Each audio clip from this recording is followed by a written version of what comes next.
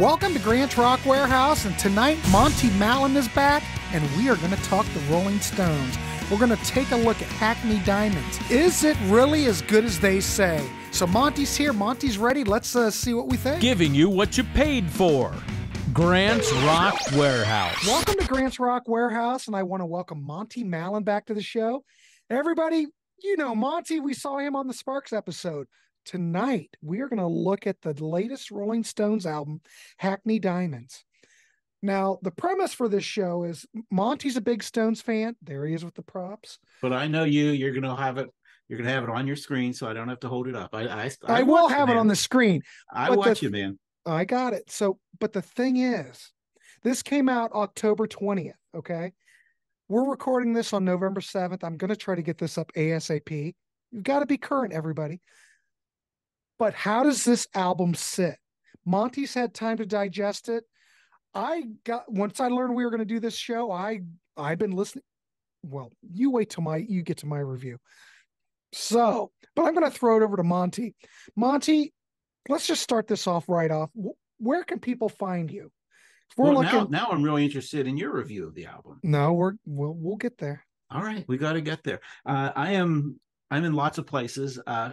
I have a new startup podcast YouTube show. It's called Sparks Entertainment and Art. It's about a band that is probably about as opposite as the Rolling Stones as you can get. They are my two favorite bands. And that one is really looking into the band Sparks and the intense relationships that the way in their Sparks, the band, and their fans, and the intense relationship a lot of the fans have to the band. That's the best way I can put it. Going to look at a lot of other things. We're just going to drop episode 3 this weekend, and it's just for fun. But this is really fun too. I'm happy to be here, man. So there you go. Down in the links, you'll be able to find it. Please check out Monty's show. It's going to be great. If you like Sparks, hell, if you don't even know Sparks, maybe you can listen to it, get turned on to it. So like I said, Monty was on the Sparks episode with Larry Graves there a couple weeks ago. I can't remember, but It's down there. Check it out in the link. You can check out Monty and check out Larry, and hey, we're talking Sparks for crying out loud. So anyway, before I get to my spiel on the record, Monty, what's your thoughts on it? Like I said, it came out October 20th. You're a big Stones guy, and there's been how many years between the last I think it was 1994. I think it was, that may not be exactly right, or 2004. It's been a while between Bigger Bang and Bigger Bang. Record. Although there was something that came out in 2016. I want to talk about that a little. Go ahead. But you can talk about it. We'll come back to it. But it was a Bigger Bang, and I think that's here, a Bigger Bang. This is the shirt that I'm wearing. It was from the Bigger Bang tour. I've seen them probably close to 20 times. Here's something you'll like. I have this just for you, my friend. Oh my! This is the T-shirt from the very first time I saw them in Cleveland, Ohio. Oh, some girls at Richfield. How do you like that shirt? I would not dare Coliseum. Is that where it was? What's that? Where'd you see him? Richfield Coliseum. Cleveland Stadium. Oh, Cleveland Stadium. Cleveland Municipal Stadium. Yeah.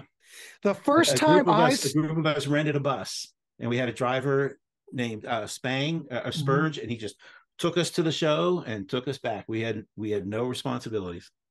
First time I saw the Stones was it 81 or 82? They played Richfield Coliseum up in Cleveland. I was at that show. You were at that show? Yes, sir. I was at that show. Yeah. I can't remember who opened up. Someone asked me the other day. They said Tina Turner. I don't think it was Tina Turner. But someone asked me, did Prince open up? I said, no, it was not Prince. No, maybe it wasn't Tina Turner, but it might have been someone like Bessie Smith or something. It was like that. Yeah. We'll have to look that up. But I was at that show. I never looked it up, but I said, no, it wasn't Prince. No, it was not. That was a good show. Yeah. It's a great show. So what tour? Wait a minute. Brain problem. What year was that? What tour would that have been? 81. That was Tattoo You. It was Tattoo You tour. Yeah. Oh, no. Yeah. It was 81. It was 81. Yeah. Yeah. That's great. All right, Monty. Well, I'm going to throw it over to you, and then I'll follow up. All right, sure. Look at this record. All right. I like the album. I didn't go into it with the expectations that they're going to do what they did in the 70s. I want to hear what they're going to do today.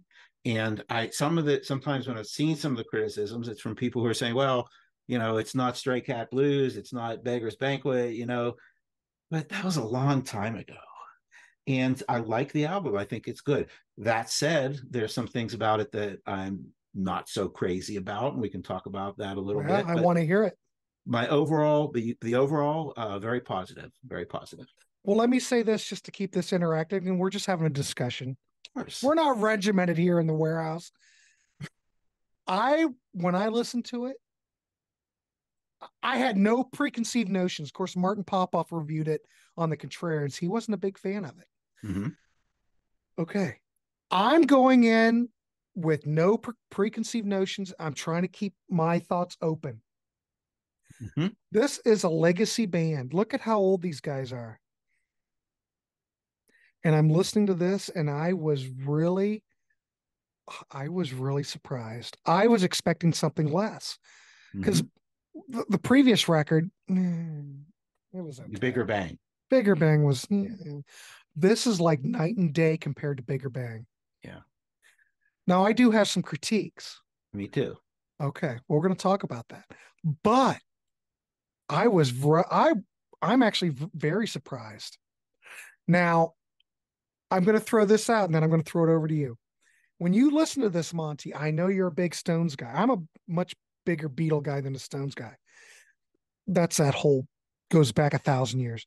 It's not my thing. The thing about Hackney Diamonds is that when I listen to it, it doesn't sound like a Stones record to me. I think it does to some degree when you get to like the Keith Richards track, maybe, and the final track where they're going.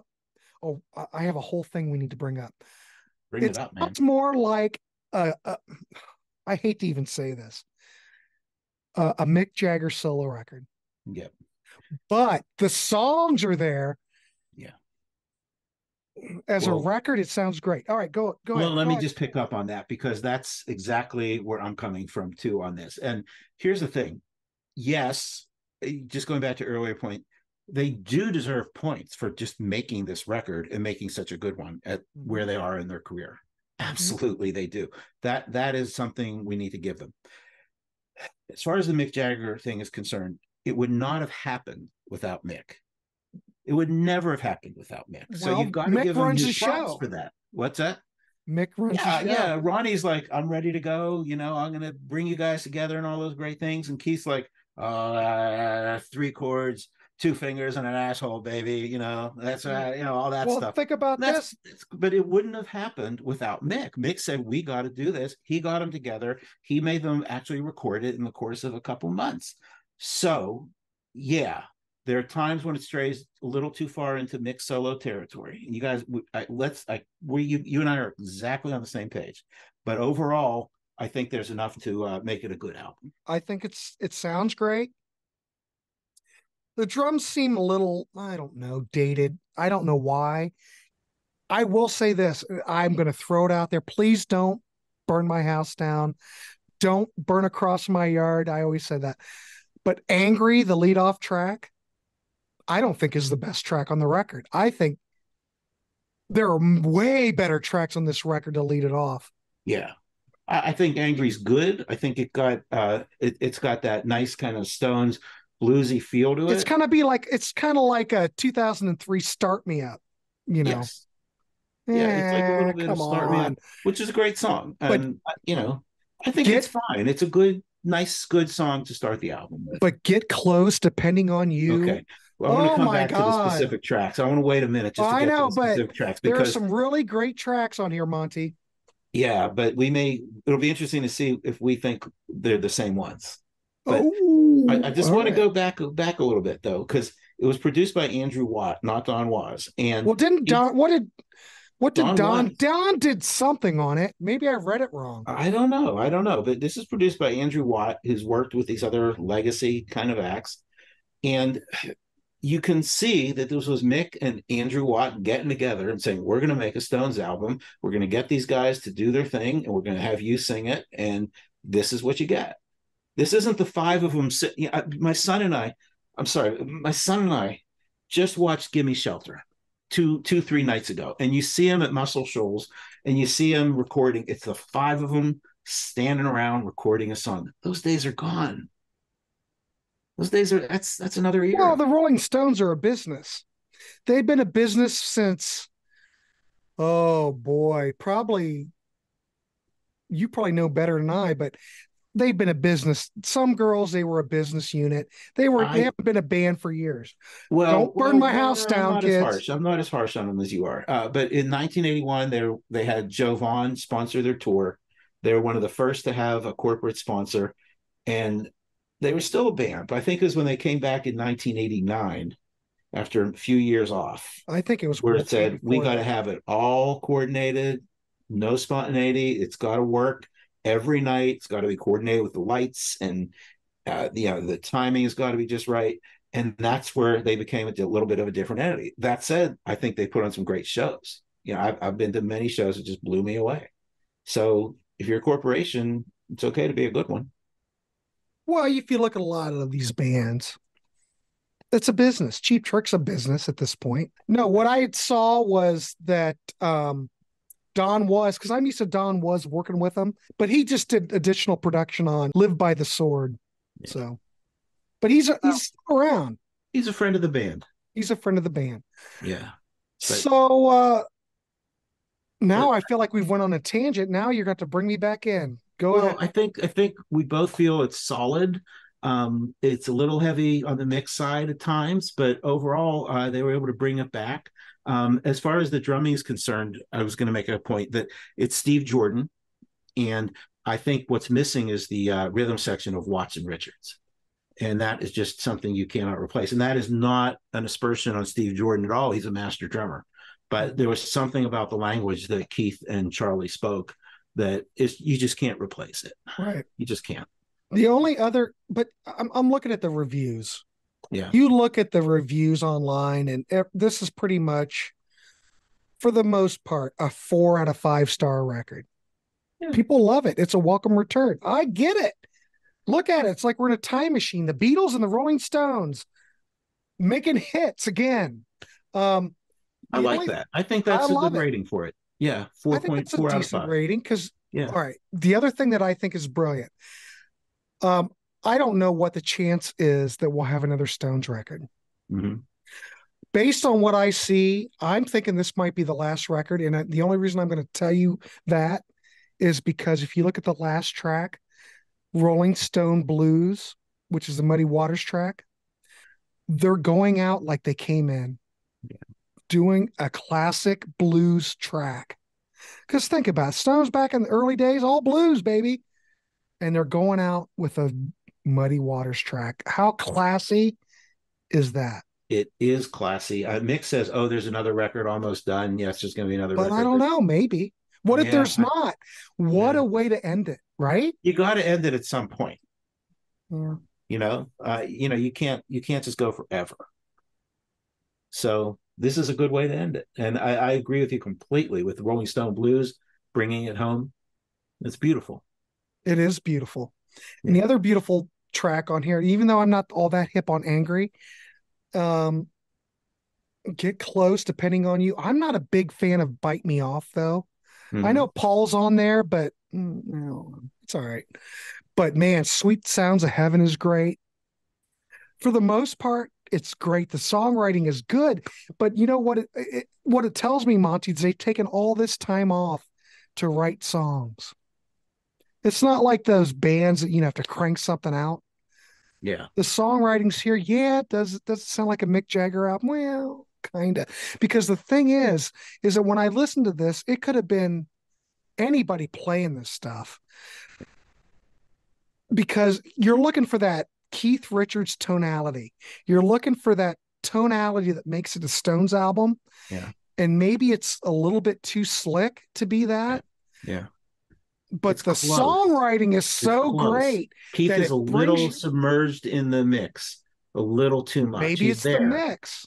Yeah. Right. And he is there, and there's a couple places where he's really good. A couple places where not so sure. Couple, it's okay, it's fine. But there's a couple places where he does stand out, but it's not brought out. And what you hear is Mick and Ronnie. Ronnie is good on some of these tracks. Ronnie's good. The thing is, maybe the thing is, it clouds my whole interpretation of this record is that you listen to what came before, the greatness.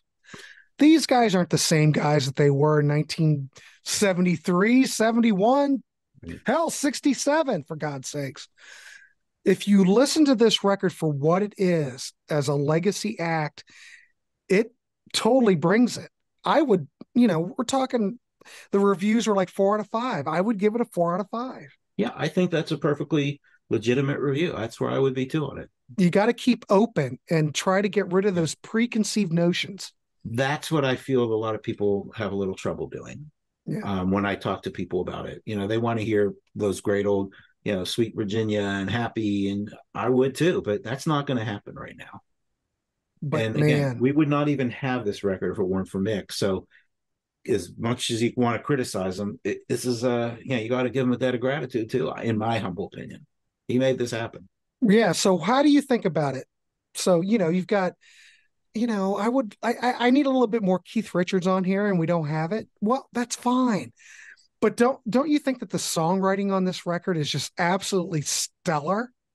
I think it's solid. For the most part. Most part. Yeah, but so as I go through it, I like Angry. I think it's not, maybe it isn't the greatest song on the album, but it's a good, solid. You can kind of dance to it and swagger a little bit. I think it's a good. It captures kind of the feel of the older stuff, and I feel there's a couple other places where they capture the feel of the older stuff, even if it's not exactly like the older stuff. Well, Angry feels like we're in 1982. Yeah. It would be great in 1980. Yeah, it would be right off a Tattoo You. It would be totally at home. It's a Tattoo You clone. Please don't slaughter me on this, but it, come on, it kind of is. I'm not going to slaughter you on it. Not you, but people will. Yeah, well, Stones are sacred. Don't forget, Monty. Yeah, well, us doing the Stones. That's yeah, but you know what? People need to. It's okay. It's okay, because you know what? We're not going to change anybody's opinion. But maybe we'll get somebody to listen to it and say, "Oh, okay, maybe I can listen to it a little bit more open-mindedly." I will give you this. When I was listening to this, it would end, and I would immediately start over, because the one thing that's really refreshing about this record, what is it, like 42 minutes, 43 minutes long? Yeah. And once it's over, you want more. Yeah, you want more. I listened to it. I didn't want to do any discussion of it until I had heard it 10, 12 times. I really wanted to feel like I knew it. And as is always the case, songs that you hear at the beginning and then say, I don't really care for that, are the ones that kind of grow on you. And you say, yeah, there's a lot going on there. Yeah. Yeah. It's really a good record. I mean, try to get rid of those preconceived notions. It's not an Exile on Main Street. Right. It's not Beggar's Banquet here, ladies and gentlemen. But for the band at this point in their career, I would never have thought that they could produce something as wonderful as this. It's wonderful. Well, Jagger knew the right producer to go to, and Keith's on board. See, Andrew Watt, what do you know about? What was the deal? Why did he pick out Andrew Watt? Do you know? I know he's worked with a couple of these other older bands. I know you're going to ask me which ones, and I can't. That's all right. You don't have to. It's fine. He's worked with a couple of these older bands and brought them out in a good light. And I think Jagger felt he needed something a little bit fresh and somebody who knew how to bring out the best in the band right now. Mm-hmm. But I also feel that Jagger had a big say in how this record came out at the same time. So, you want to just go through the songs real quick? Yeah, go ahead. Okay, Angry we talked about. Get Close. To me, this one strays too far into Jagger territory. But it's still a good song. See, this is the one where no, you don't think it's a great song? Sometimes I can't really listen to the whole thing. It doesn't work it's a good song, but it's just too close to Jagger. You can feel it. Yeah. That's fair enough, but I still think it's a quality track. Yeah. Fair enough. We all, Monty, we all hear this stuff differently, and that's why we talk about it. It's all about the music. So go ahead. Depending on you, what are your thoughts? I think it's great. I think it's a nice song. I think it's a great song. Yeah. I think it's a good song. I think, again, little heavy on the Jagger side, but they pull it off, and it has a tonality that brings back some of the earlier stuff. And see, there you're going. You're looking at it. You're trying to relate this to the older stuff. You got to look at this as a stands on its own. You can't compare it to older stuff. Try to look at it fresh. Yeah, I am, and I've Well, been that's what I'm saying that. doing.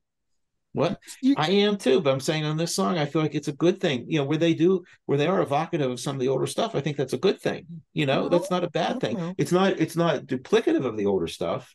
It's suggestive of the older stuff. Mm-hmm. So, all right, it's okay. It's okay. All Bite my right, head off. I I love like a it. I lot. love that track. Okay. Okay, bite my head off. I like a lot. Yeah, Has I a don't good care for sneer that one to so it. much. Yeah. What don't you like about it? It just seems half baked. You think so? It's okay, but Paul doesn't bring anything to it. The other thing is, you have all these special guests on here. That just tells me that you've run out of ideas. You need to have other artists carry it I for you. think it's an insecurity that Jagger has. He feels like he Well, has to maybe. get these guests out, and I don't know why he does this all the Hey, I time. love Paul's on here. Don't get me wrong, Yeah, but he doesn't bring anything to it. he brings a nice little bass, but it's not Yeah, like it's nobody else in the world could do it or anything like right. that. You know. And I But yeah, love I think Paul. that's Don't get me Jagger. wrong. Yeah, yeah. Well, we'll have another show where we'll talk about whether the Beatles are really any good or not, but we'll save that for Oh another my show. God. Well, All that's right, the we'll save that ultimate. for All another right, show. go ahead. All right, Whole Wide World. This is one when I heard it first, I thought, it's okay. Now I think it's probably one of the two or three best tracks, I three think or it's four best great. tracks. Yeah. And there's great Ronnie Wood guitar on this, not once, but twice. They You have the know typical what? guitar solo, but then at the end, where they're bringing the song out to the end and fading it out, they let Ronnie Wood really play out. You know what, Monty? I'm glad you brought that up because Ronnie Wood is one of those guitarists that really should get more credit than he does. If you ever listen to that Jeff Beck group when he was playing bass on that stuff, Absolutely. God, he was a machine. And He's he brings it on this too. He was give me someone else who could have been a perfect replacement for Mick Taylor. you want to Hands hear down. you want to hear a view you're not going to believe I hold Go ahead. of the three guitarists who were not Keith Richards. He's my favorite. Yeah, No question. There's no it's great. questioning what Mick Taylor did. Oh, But well, the Mick way Taylor was a monster. but the way Ronnie Wood plays with Keith has defined the Stones, and he's been with them much longer than either of Right. you too. And he's my man. I love Ronnie. So I agree with you. This track, Yeah, Ronnie's guitar on it, great. yeah. Great. Right. All right, Dreamy Skies. So here's what I'll say about this one. This is either Mick at his most superficial or his most sincere and speaking from his heart. And knowing Mick, I'm going to go with the former, but it's a good little track.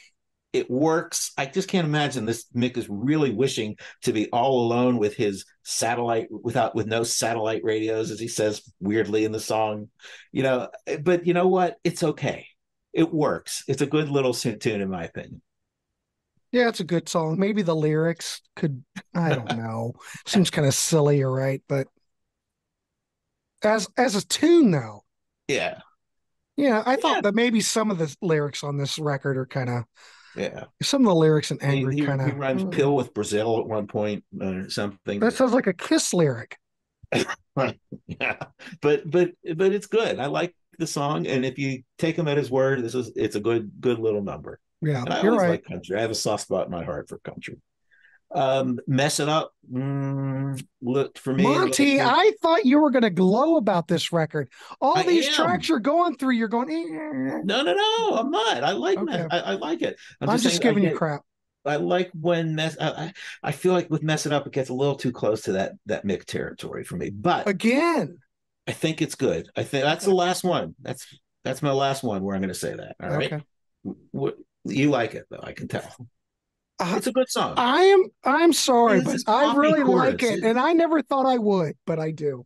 I don't like all this poppy chorus stuff from the Rolling Stones. I need them to be a little bit more hard edged. It But all right, is a bit okay, Monty. no, I'll go give ahead. you that. No, you're Okay. 100% right. But what they did do on this, yeah, it's a bit poppy. It's a mick, but it's all infectious though. The It more is. you listen to it, the more it gets under your skin. I cannot disagree with you. Okay, I'll just leave it at that. So All anyway, right. keep going. Live by the sword. Love it. Yeah. You don't like it. No, I didn't know you wanted me to react to it. No, I like it. Okay. All right. It's No, good. It's good. you're And at the the. lyrics actually are half decent on I this think one. that the side. All right, there's not real. I've got the CD, so I have no sides. I'm Uh, assuming this is side two. I think I don't side know. two hits at home even better than side one. Yeah. Well, all right. So you got that, and then you Hmm. got driving me too hard. Hmm. It's okay. It's good. It's fine. I Okay. like it. But here's where it really hits home. The last three songs in a row, the Hmm. last quarter of the album, just bring Hmm. it all home. You got a good Keith Richards song, and Oh my God. yeah, yeah, solid Keith Richards song. And Beautiful he's song. planning on playing this in concert 1,000 times. Well, hopefully 1,000. That would be great. But Yeah, but his vocals on it, it's great. yeah, Keith Richard guitar on it, it is total Stones. yes, And it's yes, weird. It took Keith Richards to do a Keith Richards track on here where you're going, all right, that's the Stones. it's always Keith. It's always Keith. It comes It's back to always Keith. Keith. All It right. always comes back to Keith. But that is like one of my favorite tracks on the record. Absolutely. All right. And then Sweet Sounds of Heaven, perfect. Mm-hmm. This is really where it's a crescendo, the last three or four tracks here. Sweet Sounds of Heaven, perfect. Mm-hmm. Perfect. Beautiful song. Lady Gaga, you're gonna have a guest. You can't do worse than Lady Gaga. You can't do that. You can't do better than Lady No, Gaga. she seems to fit in really well, you Yeah. know. Yeah, she does. She does. And there's a great live performance of it on YouTube, by the way. Oh, really? Oh, Yeah, okay. they did a little show with like 7 songs, and they did 3 or 4 from this. Oh, is So this when they were in the club? yeah, Oh, I see. I haven't never seen watched him in a that. club. I Never need to seen him in check a that club. out. Yeah. Someday. But Mm. you got the Keith Richards song, you got that, and then you got the old song that gave them their name, the Rolling Stones blues. I mean, it's all set up Yeah. for an exit. Will there be another Stones album? I don't know, but I love the Rolling Stone blues. I Yeah. love No, it. it's a wonderful way to end it. It's a wonderful way to end it. Yeah. Yeah. So So, what that's would my you take give on the this? album, and I think it's overall a very positive take. You know, Well, kind of, but some of it sounds more negative than positive. well, like what? I don't know, because I'm not. What would you give it? Because we were talking about the overall. Because a lot of the tracks you said, it's okay, it's okay. They're good. They're good tracks. It's just The that good, okay. I think I would like to hear it where it's really them sitting down in a room and creating a Rolling Stones song. And it took We haven't had years. that in years. Well, yeah, but I think there's no reason they can't do it now and then. I just think it's just too much is leaning a little toward the mix side. But all that said, most of the songs are pretty good. I agree. Yeah, I stand behind 4 out of 5 stars. I think that's a fair rating for it. All right. Yeah. And Okay. I love the way they bring it home at the end. I miss Charlie, but I'm a drummer. So, I hear it and I know what he brought. But I mean, Steve Jordan's a great drummer. So, Well, not Steve arguing. Jordan's probably it. Well, Charlie's on two tracks. Mess it Yeah. up. And live by the sword. Yeah. I mean, Yeah. it's nice to have Charlie on there, but I don't know. When I I miss listen him. to it, okay, Yeah. I'm going to be honest. When I listen to it, I can't tell if it's Steve or Charlie, to be quite honest, because Yeah. I do think that he's going to try to play like Charlie to some degree. No one can replace Charlie Watts. Let me give you that. Right. But when I just listening to it and I'm just listening to the music, the melodies, the songwriting, the It's solid. drums, it's solid. Okay. Yeah. Whether it's Steve Jordan or Charlie Watts, that didn't pop into my head, but I did wonder. I did wonder. Yeah. Well, I Um, listened to it from that perspective, and I miss, like I said earlier, I miss that Keith Richards, Charlie Watts engine mhm. that drove it. Whereas Steve Jordan was more traditional drummer than Charlie. Charlie was really like no one else. Well, Charlie was a jazz drummer, for God's sake. Yeah, but he's also a great rock drummer. I mean, his whole career has Right, been. I know, but his whole feel. Yeah, You know yeah, what I mean? yeah, yeah. No, I know. And like I said, the last thing I'm doing is casting any aspersions on Steve Jordan. I will say this: when they toured with Steve Jordan a couple years ago, I remember listening to some of the recordings on YouTube from the first couple shows with Steve Jordan, and it was just a little out. Remember, I'm listening to it as a drummer, all right? Mm-hmm. It was just a little out of sync. But then I listened to some of the shows later on in the tour, and it was right Right. on target, right Right. on target. So he knows what to do, and he's worked with Keith forever, so he knows how to bring out the best in Keith. And he was Charlie's heir apparent. I get it. How do you feel about Elton John's performance on this album? It's fine. I'm with you on this. I don't really know that these guests bring anything except the names. I There's think it's nothing wrong more with what he like plays. let's bring these people on, let's put them on the hype sticker, let's try to bring more sales to it. It's a business thing. I think there's a little of that. Yeah. But still, out of everybody on here, it's great to see Paul playing. First time Yeah. he's ever been on a Rolling Stones track. Yeah. After he dissed them a couple years ago, and Mick made fun of that. So I What guess did that was what all. did Paul say? I missed that. What did he say? Oh, it was a few years ago. Yeah, he probably didn't mean it as a diss, but he said, "Well, the Rolling Stones, they're really a blues band." And he was kind of saying that they really haven't done much besides that blues sound. And Mick was all over that. And Mick actually, there was a concert, I think, in LA where Mick said, Paul McCartney will be coming out with us tonight. He wants to play with a proper blues band or something like that. And apparently a lot of people in the audience were a little disappointed because See, they I thought wonder Paul if they McCartney took was training them. I wonder if they took Paul's statement out of context because that doesn't seem like Paul. Maybe I think don't it was know. all just in fun. It was Yeah. probably in fun. Paul's never. Well, look how Paul's always joking about something. Yeah. But what else? We like Lady Gaga. I think she brings it. Yeah. Stevie Wonder plays keyboards on it. I think that's nice, actually. I think he does a nice job. God, it's nice to know Stevie's out there for God's sakes. Yeah. And Benmont Tench Yeah, from Tom Petty. I mean, there's a lot of great people on it. there's a lot of great people on it. It's a good album. 4 out of 5. 4 out of 5. I give it a 4 out of 5. Yeah. I really like it. I haven't heard a Stones album this good since. Yeah. Well, we did a show on Emotional Rescue. I kind of like that one. I do too. I'm a I rare. don't know.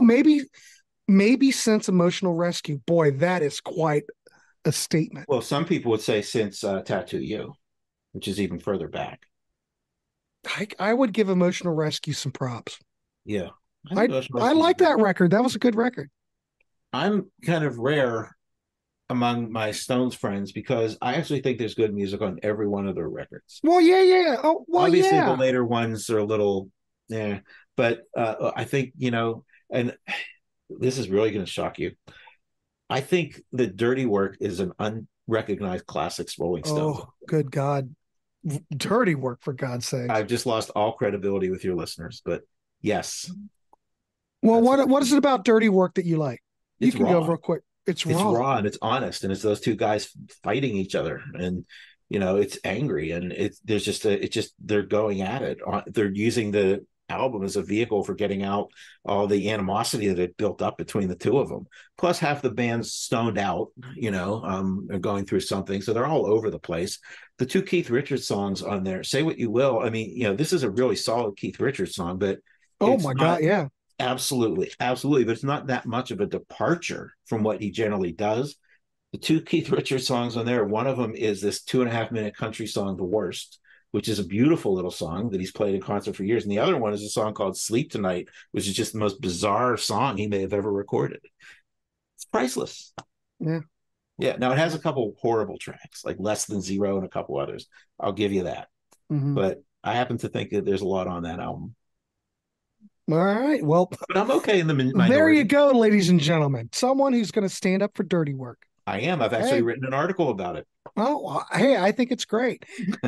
Hey, you know what? It's all about turning people on to stuff. If you haven't listened to Dirty Work, there you go. Monty's all over that. He highly recommends it. But if you're not someone who hasn't listened to a lot of Stones, look, there it probably goes. not the place to start. Here we go. Watch this. Thumbs up for Dirty Work. Watch this. Here we go. Ready? How do I do that?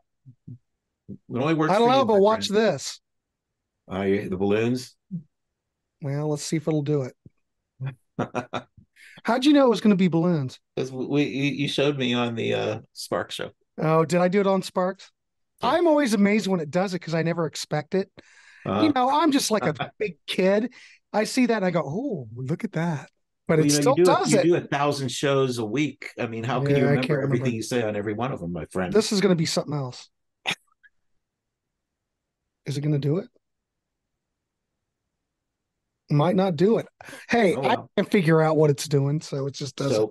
So I have a All right. closing thought for you. Closing thought. Give me a closing thought, Monty, and we'll wrap this dog up. 2016, Blue and Lonesome, Mhm. recorded in 2 days, all blues covers, Yeah, I like it. really raw, I all like over it. the place. One of my top 10 Stones albums without question. I like it. And I just can't get enough of this album. It's so great to listen to. And it got me thinking, I think where you would have universal acclaim for the new Stones album is if you had something that came from this, but still brought new material like this. And if they could have put these two together, then that would have been a 10 out of 10 for a lot of people. I mean, they kind But of did it at the tail end, but they kind of that's exactly right, Grant. They did it at the end. The I last three think, songs and a couple others in there, they really do it. They nail it. well, funny you should mention that. I have to say this real quick. This is not so much an album as a collection of tracks. Because you can listen to Beggar's Banquet and you're going, wow, that the sequencing on this, the way the songs flow together. Yeah. It's an album. This is just a collection of tracks. It's like, okay, we'll start off with something up like a start me up track in the beginning, and we'll end with a blues song. I mean, none of it really flows well, but the songs are so good, at least in my opinion, that it makes up for it. It's not really an album as more of a collection of tracks that they've recorded, I think it's a little more than that. I think it has more cohesiveness they're giving credit for, but I totally get your point. You listen to Beggar's Banquet or you listen to Exile on Main Street, and you're just saying, "Oh my God, This is like a work. This is like a master work. This is a masterwork." Okay, this is not a master work. This is like it's like someone that it's been gone for a long time, and they're, hey, come on back in. Oh my God, I'm done with rehab. I'm done with rehab. It's me. Yeah, but this is Mick. Mick is not going to go back to those days. But they kind of did. They kind of did. Maybe there's hope. Yeah. Maybe that's why Paul said, oh, they're just a blues band. Well, look at that. You put a whole record out of blues. You're following your roots. That's all those first records were. Yeah. Yeah. I mean, Paul had a valid statement. It was tongue in cheek. I'm sure he's making a joke, but hey, where the Beatles started out and where the Stones started out, it was two different things. Yeah, but I'll say one other thing on that. There's two kinds of bands, right? I mean, there's the Stones and Ramones, who, when they stray from what they do best, it usually suffers. Then there's bands like Bowie and Sparks and many others that we talked about last time. They're always experimenting, always doing something new, and that becomes part of who they are. For these guys, they're those later albums, in particular, Bridges to Babylon, they were all over the place. And there's no cohesiveness. It's just a bunch of tracks. Mick wanted to work with all these different producers, and Keith didn't. And so there's like some good Keith track, there's some good Stones tracks, and then Mick doing techno or something. It's insane. And them and the Ramones, when the Ramones strayed from what made them great. I met my wife at a Ramones in the mosh pit of a Ramones concert. No way. I love it. That's cool. When they strayed from their fundamental core sound, it usually suffered. It's the same with the Stones. When would you say the Ramones strayed from that? Where do you pinpoint that? After their first 4 albums. Yeah. Really? The first Dreams. 4? The first 4 albums are like 4 of the greatest albums ever made. What about the Phil Spector record? How do you look at that? It was good. I liked it. Yeah. No, it was a return. But they did they did a few like Pleasant Dreams and a couple others where they just lost their fundamental sound. Yeah, that was Graham Goldman, right? Pleasant Dreams is Graham Goldman. I don't like that record. All right. A lot of people don't like it. I don't either. I don't like that record. No, I think it's okay. I think everything up until End of the Century is all classic. Yeah. I like what Phil Spector, Monty, I like what Phil did with the Stones. I like what Phil Spector did with the Ramones. I think that's a great record. I'll go along with that. In fact, I'm trying to get my band to do rock and roll radio. That's a good example. Yeah. Oh, it's a great song. Yeah. Everything after that, it kind of changed, but it's the Ramones. There's always some great tracks out there. maybe the album's not all that pure and great, but there's always great tracks out there. But what I remember is with those first 4 albums that I think we talked about this, Sire Records basically said, yeah, well, they're not selling anything, but we want to keep giving these guys a chance because they're so good. You don't get that nowadays. No, those days are gone. That's a long gone era where they would ever do that. Yeah. No, you're 100% right. Yeah. Anyway, that's that. All right. Holy crap, we went on a tangent, but thanks everybody for keeping track of what we're talking about. So there you go. We give both the new Stones record 4 out of 5. So absolutely. Well, I was really surprised. Grant. It's been fun. We'll do more. It's always fun just to talk music. Yeah, we went on tangents, but it's all about the music. And the whole point is hopefully we can turn you on to something. Yeah, everybody else is on the bandwagon for the new Stones album, but I think if you're in a denial mode, you're going, oh, well, the Stones, for God's sakes. Yeah. I would check it out. You might be surprised. There's great stuff on there. There's some great stuff. Just try to get rid of that idea that there's not anything on here that sounds like Beggar's Banquet.